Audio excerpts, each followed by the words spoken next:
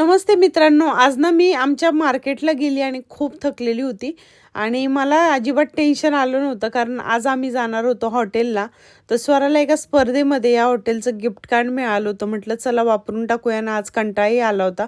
तर Nelson pub असं हॉटेलचं नाव आहे, वारविकशायर येथे आहे. तर हे इंडियन रेस्टॉरंट आहे.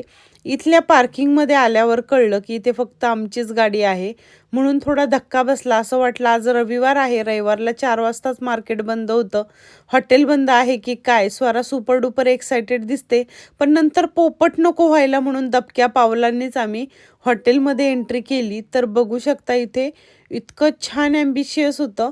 हे बघा वेटिंग एरिया तर अगदी मस्त एकदम रॉयल वाटत होता. त्यानंतर आत गेल्यावर कळलं की ख्रिसमसचं छानपैकी डेकोरेशन केलेलं आहे आणि मस्त होतं हॉटेल.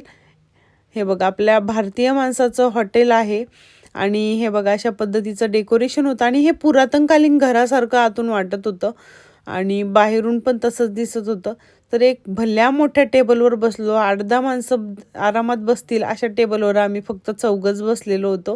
कारण हॉटेलमध्ये अजून कोणीच आलेलं नव्हतं. रात्रीचे 8 वाजलेले होते. आम्ही जरा लवकरच आलो की काय असं वाटू लागलं होतं. पण आम्ही पाहिलं की ऑनलाईन भरपूर ऑर्डर चालू होत्या. पंजाबी लोकं खूप येत जा करत होते ऑर्डर घ्यायला, कोणाच्या ऑर्डर पार्सल जात होत्या, असंही चालू होतं. तर इथे कोल्ड्रिंकचा बोर्ड बघून दिगंबर म्हटले, आता काय करावं, कोणती कोल्ड्रिंक घ्यावी? तर त्यांना म्हटले शिकंजी वगैरे, लिंबू पाणी, मोहितो वगैरे जाऊ द्या. आपण इथे जेवायला आलो तर डायरेक्ट आता स्टार्टर आणि मेन कोर्सच ऑर्डर करूया. तर मुलांना विचारलं तर मुलांनी त्यांची ऑर्डर दिलेली होती. बघा हे मॅक अँड चीज, मला वाटलं काहीतरी पास्ता वगैरे येईन, पण हे आलं असं चीज नगेटसारखं बघू शकता.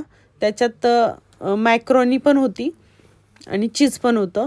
तर अथांगने असं इंग्लिश लोकांसारखंच खाल्लं आणि त्याला तसं खायला आवडते. आणि आम्ही ऑर्डर केलं होतं चिकन 68. यावर सुद्धा आमच्या पिल्लांनी ताबा केला. आणि अथांग बघा काय म्हणत होता, मला ऑक्टोपस खायचं आहे. आता हे चायनीज लोकांचे व्हिडिओ बघतो आणि तसंच खायला बघतोय बघा. आता ऑक्टोपस तर आपण खात नाही बाबा. मग त्याला म्हटलं जे भेटेल ते खायचं. तर इथे जलफ्रेझी, चिकन जलफ्रेझी आणि 2 नान ऑर्डर केले कारण स्टार्टरमध्येच अर्धं पोट भरलं होतं. तर मस्तपैकी पोटभर जेवल्यानंतर म्हटलं चला एक एक हात डार्टबोर्डवर होऊन जाऊ देत. तर बघूया कोणाचा नेम बरोबर लागतोय सेंटरला. तर बऱ्याच जणांचे प्रयत्न झाले 2-3 वेळा, तरी त्यांचा जवळपासही जात नव्हता. त्यानंतर मग माझी बारी आली. म्हटलं चला, तर पहिल्याच नेमात बघा अगदी अचूक जवळपास सेंटरच्याच नेम लागलेला आहे. तर अशा पद्धतीने